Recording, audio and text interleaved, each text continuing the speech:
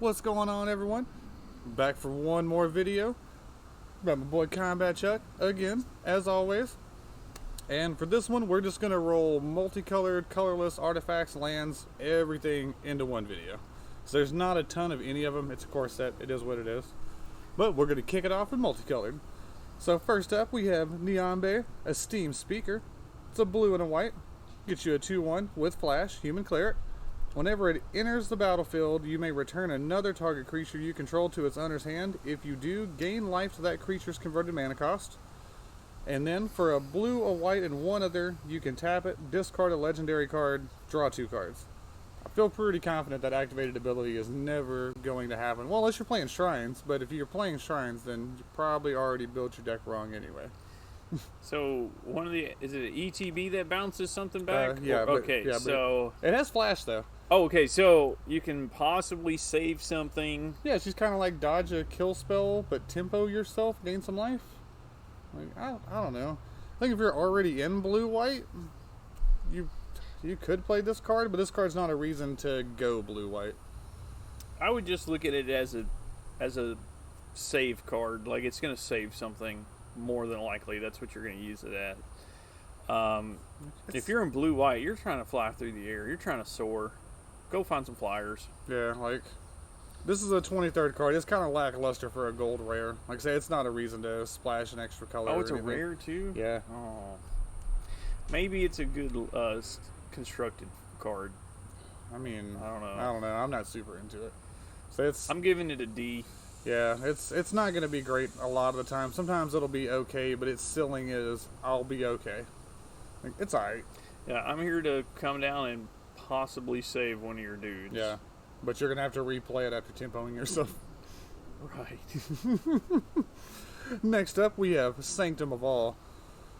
I'm just going to start this off by saying it's an F, but I will pack one, pick one this card 100% of the time. If it's in my pack one, I will 100% of the time pack one, pick this. So, for Wooburg, 1 green, 1 red, 1 black, 1 white, 1 blue. You get Sanctum of All, Legendary Enchantment Shrine. At the beginning of your upkeep, you may search your library and or graveyard for a shrine card and put it onto the battlefield. If an ability of another shrine you control triggers while you control 6 or more shrines, that ability triggers an additional time. It's a terrible limited card. Terrible. And I'm going to pack one, pick one at some point, and I'm going to lose and have fun the whole time. I 100% will not pick this card. I won't. I don't know. Maybe in a free draft or something online, I'll do it. But literally every other card in this set is better than this card. Don't play this in your sealed deck. As a matter of fact, is this a rare? Oh yeah. I'm sorry if you open this. Like literally every creature card in this set is more playable than this. You know what this feels like? This feels like this is going to be like my card that I get as a promo, like the one with the little date on it. Like I think this is a promo card. I'm just gonna be like, no, because it always happens. Like I always like look forward to the promo card. Like, man, I hope I get that Oko or whatever we went something crazy, you know. And I always get like this lame rare. What about whenever we did Omnicat pre-release and the guy next to you was like, you want to trade pre-release kits, and you were like, yeah, and then your promo was Bolus, God Pharaoh. No, was the promo? Yeah, that was your promo. Okay. Yeah, and I forget what the guy you traded with got, but it was not Bolus. Yeah, he didn't get anything cool. But you know what I did with that Bolus card? Just cool story here. I really didn't know much about Grixis or the power of Bolus at the time. I traded it for a bowl of pasta and the Olive Garden. 100% true. To this day, still a good trade. Yeah. Still a good trade, because I think the bowl of pasta costs more than that card even today. Probably so. This was like Almond Cat. I mean, it was pre-released. The card had a good price tag, but it's definitely fallen off since. Yeah. But next up, we have Rada, Heart of Keld. For a green, a red, and one other, you get a Legendary Elf Warrior 3/3. So, already a 3-mana 3/3. As long as it's your turn, this card has first strike. Okay. You may look at the top card of your library at any time. You may play lands from the top of your library. I'm already sold on the card at this point, but there's more. For a green, a red, and 4 others, this creature gets +X until end of turn, where X is the number of lands you control. Heck yeah. I love this card. Heck yeah. Like, I super love this card. Like, I don't know if I want to say it's an A. I don't know, though. I think if I'm, like, already a green anything deck, like, say green-blue, I might splash red to play this. Like, I probably would. Yeah, it may go teamer just so you can always look at that top card and you never miss a land drop. And just get lands out of the way so you can up your chances of drawing gas. And it cares about how many lands are in play. And you know what you're drawing next. Like, I like it a lot. I don't think it's a bomb, but I do think it's the ultimate in utility belt technology. Yeah, it's a strong B. I'll pack one, pick one this a good amount of the time. I will too. It's a B. All right. Now we're going to get into the signpost uncommons. Every set has them. There's an uncommon for every 2 color pair that's kind of trying to give you an idea of what this color pair is looking to do. And first up, we have Alpine Hound Master. 1 red, 1 white, gets you a 2/2 human warrior. Whenever it enters the battlefield, you may search your library for a card named Alpine Watchdog and or a card named Igneous Cur. Reveal them, put them into your hand, shuffle your library. Whenever Alpine Houndmaster attacks, it gets +X/+0 until end of turn, where X is the number of other attacking creatures. Like, it's a good card. Yeah, I like this card even if you don't have the other 2 dogs in your deck. Yeah. Because, I mean, it's still going to swing as a 3/2 for 2 a lot of the time, or a 4/2, 5/2. Like, I'm down. I'll play this card. Like, it's probably a C. C. Yeah, I don't think it's a B. But you know what? If you can get those other 2 dogs and you're still pull, or you can draft them, it's pretty good. A 2-drop that comes down, tutors up 2 creatures, lackluster creatures, but 2 creatures all the same. Yeah, like it replaces itself in a good scenario. It replaces itself with 2 cards in a great scenario. Yeah, it's an aggro build. It wants to go wide type, low to the ground type stuff. I like it. I think it'll fit well into the Boros thing. Yeah, like any of these cards, if you're in that color combo, you'll probably take any of these gold cards. But yeah, red, white, trying to go wide, get aggro. Next up, we have Conclave Mint. 1 green, 1 white, get a 2/2 Centaur Cleric. If 1 or more 1/1 counters would be put on a creature you control, that many plus an additional 1/1 counter would be put on that creature instead, and whenever this creature dies, you gain life equal to its power. So, I mean, Hardened Scales is 1 green mana for that effect, so for 1 additional mana, you also get a 2/2 body, and you gain life when it dies? Like, deal. I feel like the counters deck would be really fun. If the cards are there, it would be really fun. I mean, there's basically, like you said, a Hardened Scales type card in Limited now. It could get out of hand. Yeah, like, honestly, it could really get out of hand. This is probably just a C on average, but if you're in, like, the counters deck and you have a good counters deck, like, this is a B in that deck. Yeah, I like playing counters deck in Limited. I like tinkering with the board and with my dice and the counter here, counter there, trigger. That's really fun. Like I like playing decks like that. Even when you lose, it's just I like doing stuff. You know, like it's fun. But as far as how good the card is, I would say it's a C by itself. If you got the cards to go around it, this can become a B really quickly. For sure. Yeah. Next up, for a red, a black, and 1 other, we get Direfleet Warmonger. It's a 3/3 Orc Pirate. Black-red in this archetype, looking to sack things. So at the beginning of combat on your turn, you may sacrifice another creature. If you do, Direfleet Warmonger gets +2/+2 and gains trample until end of turn. I like it. Again, I'm not a big fan of the sack type archetype in Limited. It's a 3/3 for 3, though.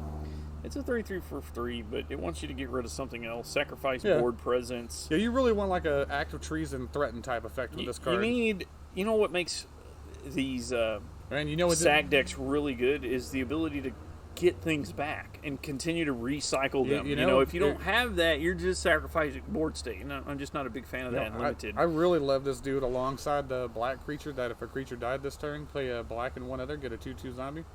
You just keep getting the zombie every turn. Yeah, I'm with you. If you've got that engine, that's what I was saying. You've got to have a way to just keep a board state, because if you're just sacrificing board state to put +2/+2 on a creature, it's not worth it. It's not. Yeah, this card's going to feel real bad when you move to combat, sack a creature, and then in response they go destroy your creature. It's going to feel real bad. Yeah, you need a way to have that engine online and churning and burning and just be relentless. I mean, if it's there, go for it. But it has to be there. Don't just get this card because you're in red-black. just Yeah, like don't force it. don't force it. Like it's okay though. It's alright. I haven't seen in this set so far like Sacrifice being just an amazing great, archetype. Yeah, there's a couple of decent cards here and there, but yeah, there's not that one big standout like, oh my god, I gotta have this. Yeah, maybe if you had like Cauldron Familiar and the Witch's Oven combo, that'd be pretty sweet to have those two cards together. But two different sets. It's not what we're doing here, so keep that in mind. Next up, we have the red-blue Signpost uncommon. For a red, a blue, and two others, Experimental Overload. It's a sorcery. You create an XX blue and red weird creature token where X is the number of instant sorcery cards in your graveyard. Then you may return an instant or sorcery card from your graveyard to your hand, exile this card.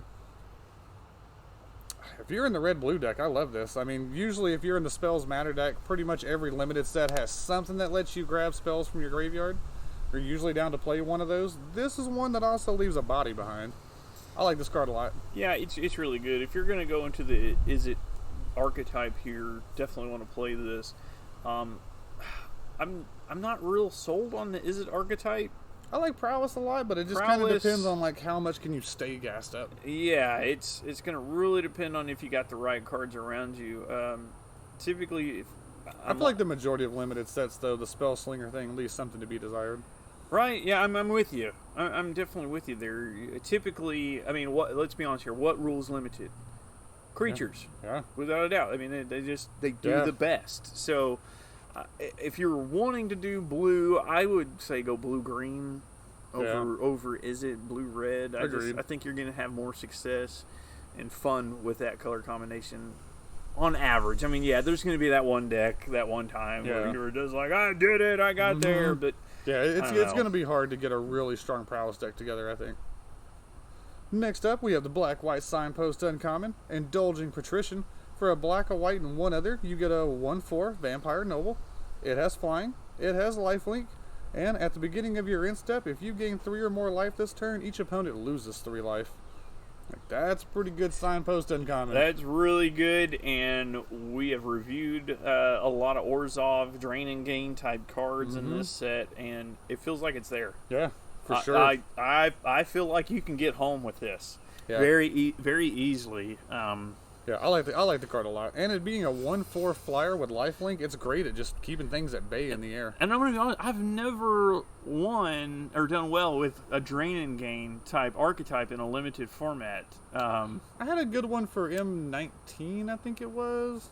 I think it'd be fun to play that archetype in a limited environment. It definitely looks like one of the strongest archetypes in this limited format. Yeah, it'll just be fun. It'll be very grindy. You're gonna have to be careful with going time and stuff at your LGS. Yeah, possibly because it's gonna be super grindy. Because we haven't seen any bombs, big fat creatures or anything like that in that type of archetype. I mean, there's a few ways to get in there for a couple of beats here and there, but yeah, you're just trying to outvalue and just death by 1,000 cuts. You're there to grind, so just be prepared for that.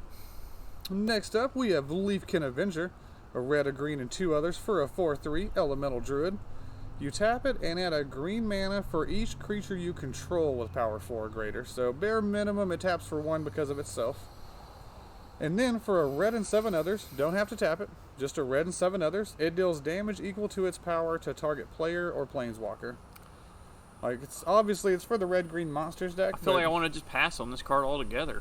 Like, yeah, once you're already at 4 mana, you're probably not really trying to ramp too much from there. You want a 4 mana dork? Is that really what you want? Yeah. I don't want a 4. I want a 1, 2, possibly maybe a 3. A 4 mana dork. I'm out. I think I'll still play it just because late in the game it is 8 mana, but that mana sink is just 8 mana, deal 4 damage to a player or a planeswalker. I like that. Yeah, I could see some benefit in the late game on that for sure. I don't know. Yeah, you won't get super excited about it. It's not a card that's going to force you into red-green. It's a card. I'll give it a C. I'm going to give it a C because of the late game. It's still a 4 mana 4/3. It's for the 4 mana dork, I'm giving it an F. But for the late game, might be that little push you need to get you there. I'll give it a C. Yeah. Next up, we have Lore Skill Codel. It's a reprint. For a blue, a green, and 1 other, you get a 2/2 snake. And whenever you draw a card, put a 1/1 counter on it. that whole blue-green Dude. signpost uncommon. Let's draw some cards. Let's Heck get some yeah. effects. I'm down with it. And unlike the other ones that want you to draw a second card, this is just any time you draw a card for each card you draw. So this is a 3/3. The next turn it comes down. If you play it on 3, it untaps as a 3/3, then a 4/4, then a 5/5. And if you're drawing any cards along the way, this thing gets big in a hurry. Yeah, I really like this. It's an uncommon that demands an answer. You can't let this just go unchecked. Yeah, as far as the signpost uncommons go, I could see a world where I pack one, pick one this, and see if I can get the blue-green card draw. As much as I hate taking those gold cards, pack one, pick one, if it's a weak pack, I might take this and see if the archetype's there. Again, with the blue-green, how we feel like it's really powerful in this set. Of all the other gold cards that we've reviewed so far, I feel like this is probably the best one. It's certainly in there, and it requires no build around. Like, you naturally draw a card every turn. Yeah, it's really good. Like, yeah, I'm taking this. I could take a pack one, pick one. Yeah, I say really could. if it's a weak pack, no removal, no good bomb, deal. I'll take it. Man, it's a good card. It's a B. It's a B. I know that sounds crazy, but the fact that it comes down and, you know, by the time you untap with it, it's a 3/3, okay? And then it just keeps scaling as the game goes on. It keeps scaling up. It's going to demand an answer from an opponent. It's going to draw a lot of attention. It's gaining you value over time. It is a must-answer creature. CMC is just perfect for, you know, that type of card and the value that you're getting out of it. I'm going B. I really like it. It's a very high C for me, but I don't know. Maybe a really low B is right. Because I will, like I say, as much as I hate to pack one, pick one, a gold card, I'll take this in a pack that doesn't have removal or a bomb. I guess Lore Scale Codel is a very good limited card. Especially in a slow format like this that's not super heavy on removal. Deal. Next up, we have Obsessive Stitcher. It's a black, a blue, and one other for a 0/3 human wizard. You can tap it to draw a card, then discard a card. And it has a second activated ability. For a black, a blue, and two others, you can tap and sacrifice it. Return target creature from your graveyard to the battlefield. Like, if you're in the archetype, I mean, black-blue wants to try and reanimate. You know, you can ditch like a Pursued Well, turn 4, dropping it into play with this. Like, I like it. I mean, it's a little narrow. You have to be in an archetype that's kind of a weird archetype for limited. But if you can get the Reanimator deck together, this is pretty good, but on average, it's probably a... I don't know. You know what? Just a black, blue, and two others get a card back, even if you're not looking to reanimate stuff. That's still just a decent card. Look, yeah, you're going to have to go with kind of a control-y aspect to this, I feel like, you know, but you can do that. Yeah. We've seen the cards. I think it's there. You know, just kind of hold them at bay, and if you've got some big fatties, the whales, maybe even the... there was the 8/6 black card. The 8/6 black card. What about the bomb? What is the Massacre Worm? Oh yeah. What if you had a Massacre Worm? You know, and you dropping Massacre Worm on them turn 4. Yeah. That's kind of a problem. Yeah. And more than likely, it's going to wipe their whole board on turn 4. That's kind of game. So I mean, yeah, I could see black blue being successful. You know, if you've got the right cards around you. I could easily see someone reanimating something. If, a matter of fact, I'm going to go so far to say, if your opponent plays this card, you need to be real careful because either one, they didn't have any cards, you know, to really build something with, and are like, whatever, get in here. Or they're going to do something. Or they really know what they're doing, and they've got some nastiness coming your way. Yeah. So just be careful with that card. And black blue does seem like it has enough control that you could be the reanimator deck, and then if you don't find ways to reanimate stuff, you could just cast these 7 and 8 drops because the game went long. It's going to be a one-trick pony, okay? Because if they play this, I wouldn't waste a kill spell on it. I might consider it. You might consider it. See what they put in the yard. If they put something amazing, but say something scary hits the guard, I'm blowing that dude up. Yeah, I almost want to say like let them sack it, bring it back. If it doesn't have an ETB, let them bring it back and then use the kill spell on that. But whatever they put in the yard, if it does have a nasty ETB, then yeah, I'm with you. Go ahead and just get him off the board. And even then, the card just has no mana. Just tap it, draw a card, discard a card. Like, that's pretty decent. It's all right. Yeah, it can gain value over time. I like it. It's probably one of the better black-blue. I mean, it is the black-blue card, right? Yeah. I mean, it's not one of the better ones. Yeah, it's actually the best black-blue card in this set. Like, no one can deny it. It's a fact. It's the only one. So, just just know if you get this card, you need to have something worth reanimating. Yeah. I mean, I say that. Just the digging through the deck might be just viable for you, but black blue's going to be dirtily. Yeah. So just be ready. You need to be able to, hold off the beatdown that's about to come your way. Mm-hmm. Next up, sticking with a trend of cards that feel like they cost a little too much. Twin Blade Assassins. For a green, a black, and 3 others, you get a 5/4 Elf Assassin. At the beginning of your end step, if a creature died this turn, draw a card. Now, I'm not hating on the saying it costs too much because it's a 5/4. I would have just much rather this been a black, a green, and 1 other for a 3/2. I think that would have just been a better card, but it's still not bad. Black-green cares about things dying. Got a little bit of recursion in the colors, too. Draw a card. I'm down. It's alright. So it's not a reason to go black-green, but if you are in black-green, you'll gladly play this card. Maybe if you already got the blue-black guy, you bring this in and you go soul tie with it. Maybe a bit more synergy with the yard at that point in time. It almost feels like you need to be 3 colors if you're going to go with the yard deck. Yeah. I don't know if there's in a sealed pool, if you're going to find enough support, graveyard type recursion support just on 2 colors. I really feel like you're going to have to go 3 colors. You might be able to do that with this set. We do have 5 temples and all 10 of the dual lands are here. The tap ones that gain life. There's a lot of ways to get different mana here. And it's going to be a slower format too, I feel like. Mm-hmm. But I wouldn't be surprised if you saw soul tie, if you saw graveyard stuff, if they went soul tie, just to kind of get more cards in and around that. One cares about things going to the yard, and the other one brings them back. Like, that sounds pretty good. Yeah. I think you play it if you're going to go soul tie. You play this. Yeah. Next up, we have Watcher of the Spheres. 1 blue, 1 white, gets you a 2/2 flyer. So I'm already on board. Yeah. Creature spells with flying you cast cost 1 less to cast. Deal. And whenever another creature with flying enters the battlefield under your control, Watcher of the Spheres gets +1/+1 until end of turn. So I'm going to say this about this card. This may sound crazy. You might tell me I'm crazy. People on the internet are probably going to think I'm crazy. I personally feel like I don't want to go blue-white flyers unless I have this card. Yeah, the archetype doesn't seem as good as it has a lot of times in the past. If I have this card, I'm going to strongly consider it. But without this card, blue-white flyers just simply isn't as good. Yeah. I mean, you need that Lord to kind of help pump the team. Mm-hmm. And he pumps up the jams with beats and stuff like that too. If you have him, you consider blue-white flyers for sure. Yeah, if you see this card like early in a draft, or you open your sealed pool and this is in it, definitely check and see how many flyers you have, because that is a pretty lit card. But hey, now we're moving on to Colorless. We're kicking it off with my boy, Ugin the Spirit Dragon. 8 colorless mana. Gets you a 7 loyalty planeswalker. +2, Ugin the Spirit Dragon deals 3 damage to any target. So, the turn it comes down, 9 loyalty, bolt something. -X. Exile each permanent with converted mana cost X or less that's 1 or more colors. -10.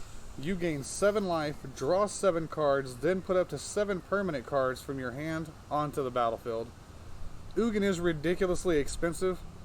If you resolve this card in any format ever, you're probably like a 95% favorite to win.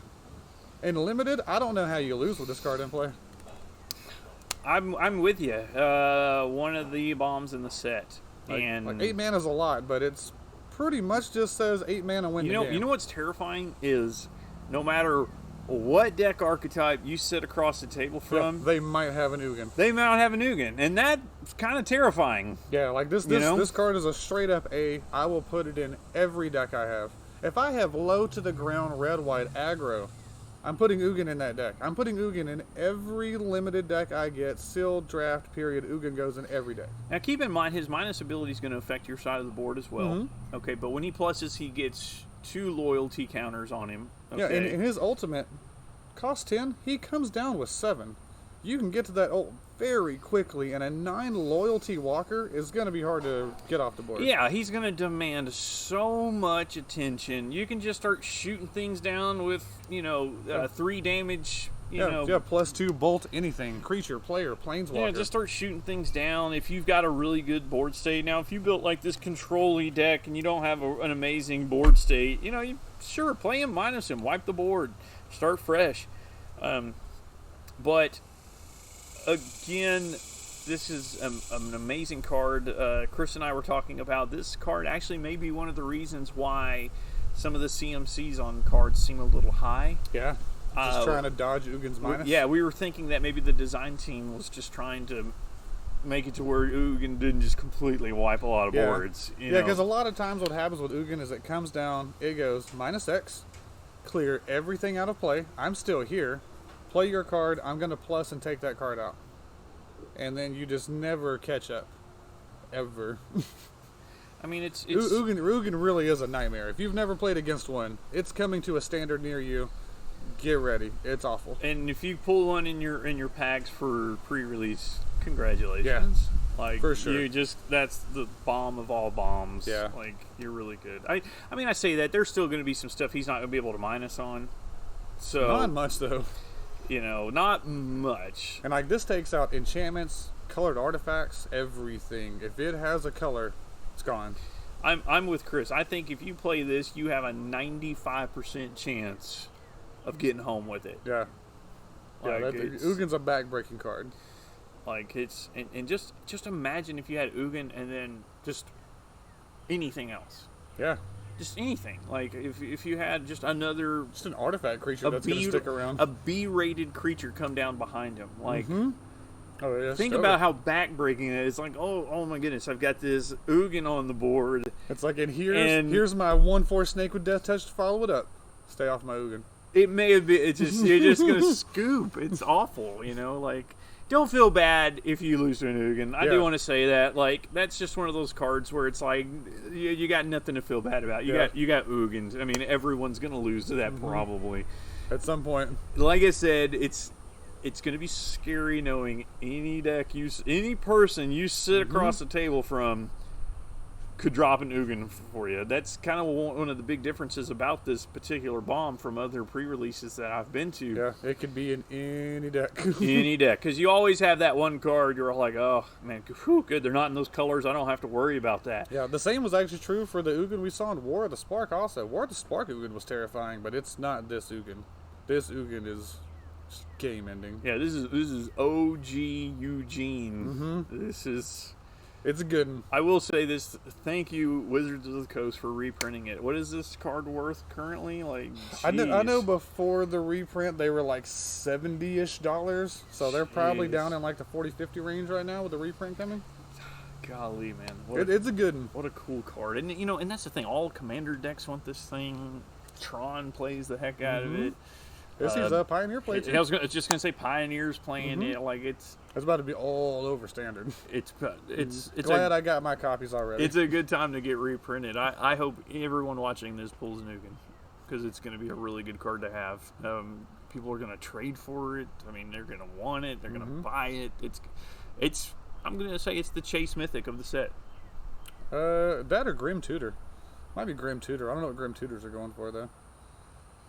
It was really expensive, but it was such a limited print run. I'm gonna stick with Ugin on that. Grimm Tudor, I see where you're coming from. You're looking from a value perspective, but Grimm Tudor is gonna right. That's what I'm saying. Grimm Tudor, all the Commander players rejoice, yay! Yeah. You know, but with Ugin, it's just like everyone rejoices. Like everyone wants an Ugin. Yeah. So that's what I'm saying. It's the Chase Mythic. Good luck on your hunt. I hope you guys pick it.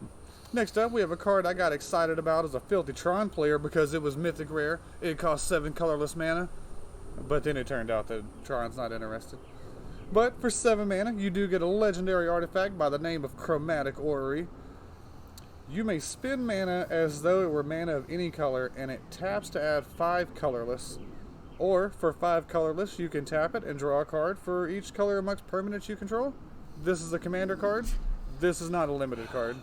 Oh, and it's a mythic too. Yeah. Oh, this one is opposite of Eugene. I hope you don't get this.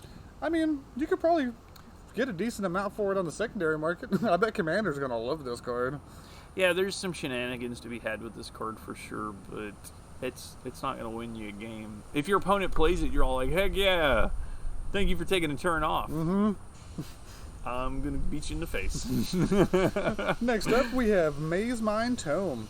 For 2 colorless, it's an artifact. You can tap it, put a page counter on it, scry 1. You can tap 2 and tap it, put a page counter on it, draw a card. And when there are 4 more page counters on Maze Mind Tome, exile it, gain 4 life. Like, it's kind of like a, I don't know, is that just a bad treasure map? Well, it's a treasure map that gives you more on the front end but less on the back end. If you're a grindy deck, like, you want to play it. Yeah, like none of your aggro decks want this, but if I'm like green, blue, black, white, black, blue, like, let's go.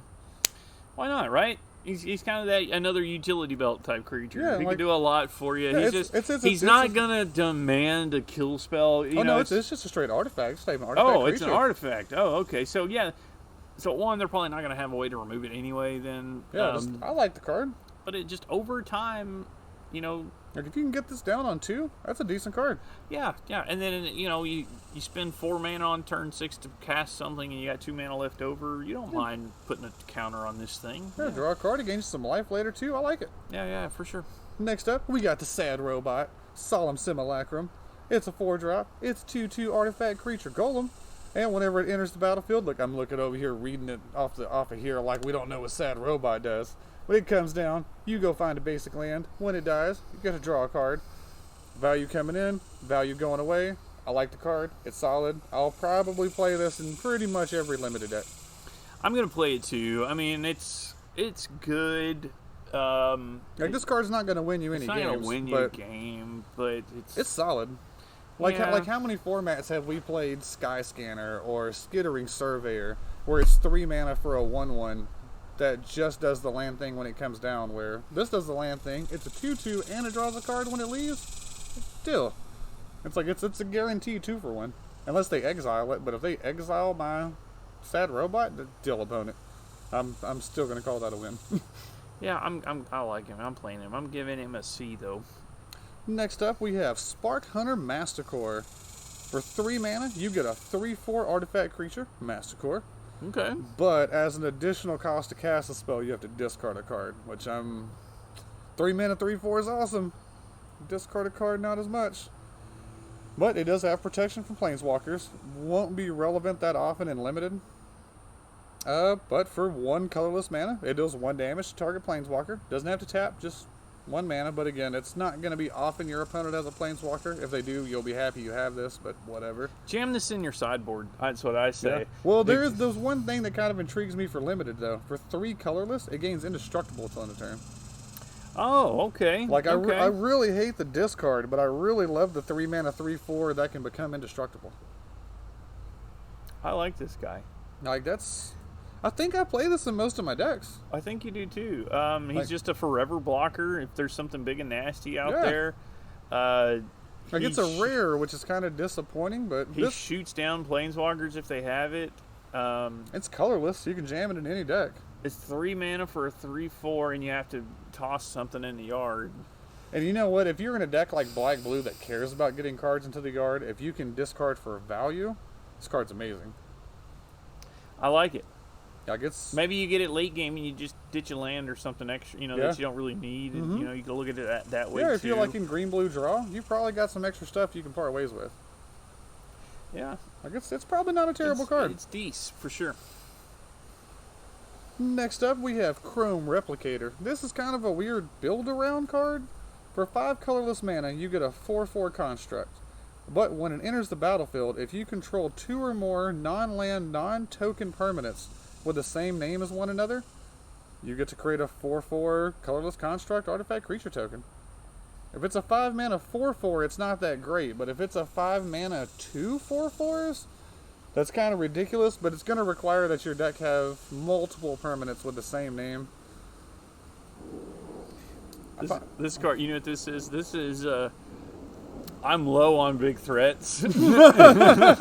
I need a big body. Get in here. Well, I mean, if you're in one of those decks, too, where if you have, like, 3 copies of one card and 2 of another one, I love the card then, but if you don't have any duplicates, really, I mean, a 5 mana 4/4 is just kind of This is, I'm on blue-white flyers and I need a big body. Yeah. Get in here. That's what that is. Yeah.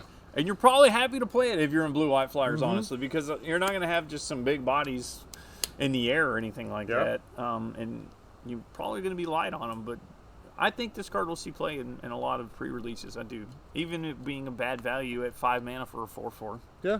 Yeah, it'll see some amount of play. It'll feel your curve in. It's still a D, a hard D. Yeah. Possibly an F. Yeah. But I feel like it's just one of those cards you're going to see. Mm-hmm. Next up, we have Epitaph Golem. 5 colorless mana. Get you a 3/5 Golem. Activated ability for 2 colorless. Put target card from your graveyard on the bottom of your library.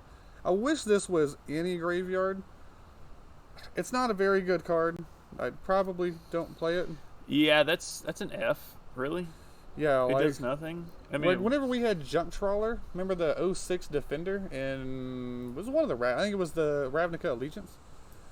I put together a few control decks that I liked playing Junk Trawler in that had the same ability where you tap it to do that, just because I would get worried about decking myself. But on average, just don't ever. Just try to not play this card. Next up, we have Meteorite.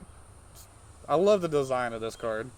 It's just a mana rock, 5 colorless mana. When it enters the battlefield, it taps to deal 2 damage to any target, and it it enters the battlefield and deals 2, and you can tap it to add 1 mana of any color.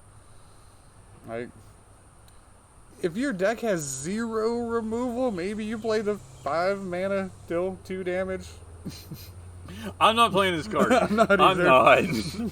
I love the card. It's great flavor. But yeah, you probably want to avoid the 5 mana rock. Geez, I could see like playing someone and just like, all right, turn 5, here we go. What are they gonna do? And that's it. And I'm feeling pretty good at this point in time. Would we just take a moment here for the flavor fell? Does that look like that guy's taking 2 damage? I feel like he's taking more than 2 damage. It should be just like a rock hitting him in the head or something. Yeah, like a little tiny pebble just boop. Yeah, like that should just be Meteor Golem without the 3/3 body. But next up, we have Palladium Mirror. 3 colorless mana, get you a 2/2 mirror, and it's Soul Ring. It taps and adds 2 colorless mana to your mana pool. Like, I'm playing this. I am. Yeah. There's been a lot of big fatties in this format, and if you can get there faster with this guy, heck yeah. Yeah, I'm down with this card. Here's my turn 6 Ugin good game opponent. Yeah, like, that's a deal. C. Play this card. Yeah. Do yourself a favor and play this card. I'll play this in every non-aggro deck. And I might play it in some of the aggro decks if I have some high top end. Yeah, I'm with you. I like it so much. It's such a good card. For 3 mana, you're going to give yourself a mana dork that gives you 2 colorless. Heck yeah. It's like Worn Power Stone on a body. Yeah, this thing's awesome. Playing the heck out of that. Next up, we have Tormod's Crypt. One of the vintage format's graveyard hate card of choice because it's 0 mana. You just tap it, sack it, exile all cards from target player's graveyard. Don't ever mainboard this. Play it in the sideboard if your opponent can reanimate stuff. Otherwise, just hard pass. Yeah, I'm with you. And what is the rarity level on this? Uncommon. So it is uncommon. Okay, so it's not going to be just everywhere. You may see it. There's a good chance everybody will have maybe 1. There's a good chance you'll get this with the last pick in the pack because somebody took the basic land over this. This card, if you are trying to reanimate stuff, it's going to just shut you down so hard. Oh, yeah. It's going to sting. So hard. It's going to shut you down. Yeah, it's purely a sideboard card, though. Don't ever mainboard this. Kind of makes me, not want to play Reanimator at all. Just the fact that there's that strong of hate. It's a pretty good one. And it costs 0 to play, and every deck can have it. I don't know. This is the top result. Next up, we have the Forgotten Sentinel. 4 colorless, get you a 4/3 Golem. It enters the battlefield tapped. It's a D. It's a curve filler. You put it in your red-green monsters when you need another creature that needs power 4 or greater. Don't go out of your way for it, though. The coming into play tapped isn't nothing. That actually is pretty relevant. You're just letting the red-white aggro deck, get in for another free shot on you kind of thing. But it'll fill your curve in when you don't have anything else to do it. You know how we have Sad Robot? I feel like this is Big Dumb Robot. Yeah, that's fair. But he's a golem. He's not a robot. I get it. But I'm not feeling the card. Don't play it. Really. Hopefully you've got something better than this. Next up, one of my favorite pieces of equipment whenever it shows up in limited. Short Sword. 1 colorless mana. Costs 1 to equip. Equip creature gets +1/+1. I love this card. It's a Dominaria throwback, isn't it? It's been in a few sets now. Has it now? Yeah. Okay. But yeah, it comes down. You know, turn 1, you play your 1/1 creature. Turn 2, drop this in, equip, get in for 2. Yeah, this thing puts in a lot of work. You know, for 2 mana, you know, you're going to get your money's worth out of this. And like an equip cost of 1, you easily just equip this to something, swing with it, post combat, equip it to something else that's untapped. Like, let's go. Yeah, I like it. I'm going to give it a C. Play it. If you're an aggro build, if you're not trying to turn sideways, you probably don't want to play it. Next up, we have Silent Dart, 1 colorless mana. You can tap 4, tap it, and sack it. It deals 3 damage to target creature. It's not a great card. We've seen it before. It's one of those cards you play because your deck just doesn't have any removal and you just need removal. It's like, I need anything, so I'm going to pay 5 mana to deal 3 damage. Still better than Meteorite. 5 mana gets 3. And you know what? You're going to play this card. Yeah, it will happen. And you're going to see it at pre-release. People are going to play this, and you're going to know why they're playing it. And when they do play it, you'll go, all right, so that's pretty much it for your removal. Yeah. Let's lace down some fatties. Yeah. And our final card for the artifacts, Sky Scanner. 3 colorless mana, get you a 1/1 flyer. When it enters the battlefield, draw a card. Heck yeah, playing it, man. I can't tell you, this card just doesn't seem that awesome while looking at it.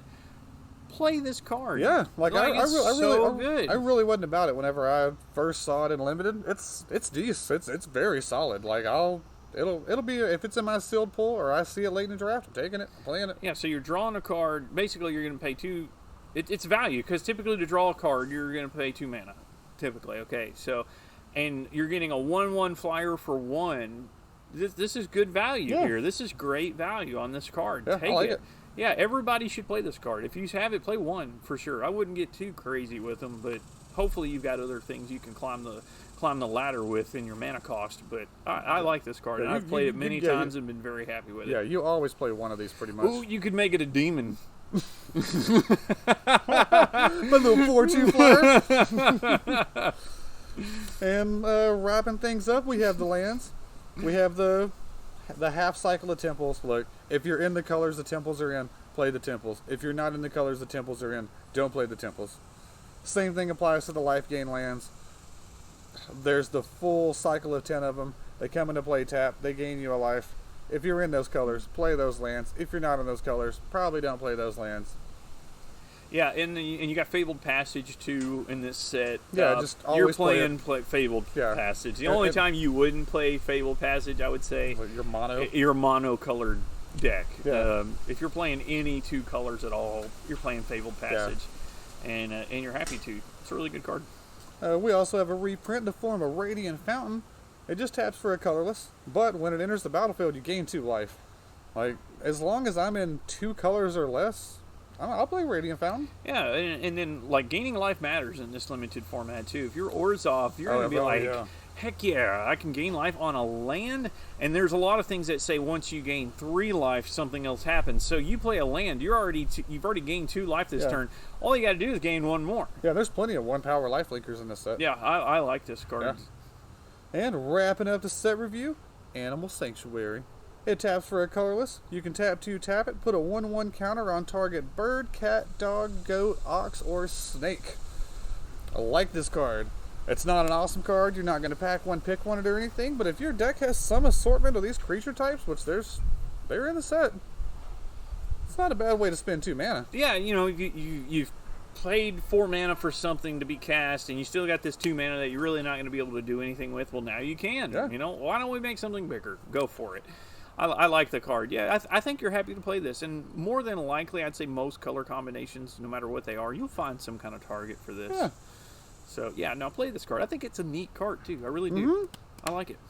But hey, that's going to wrap up our set review for, colorless cards and multicolored. And I mean, I don't think there's any debating. Best one we saw here, Ugin the Spirit Dragon. Yeah. Without a doubt, Ugin is the king of core set 21. Yeah. Without a doubt. All hail the king. I hope you pull him. Yeah. I hope you pull him. Right? I hope I pull him. I hope you pull him. Well, hey, that's going to wrap up everything for multicolored, colorless, and lands. We got one more video coming at you, though. Top 10 bombs in this limited format. Until next time. Thanks, everybody.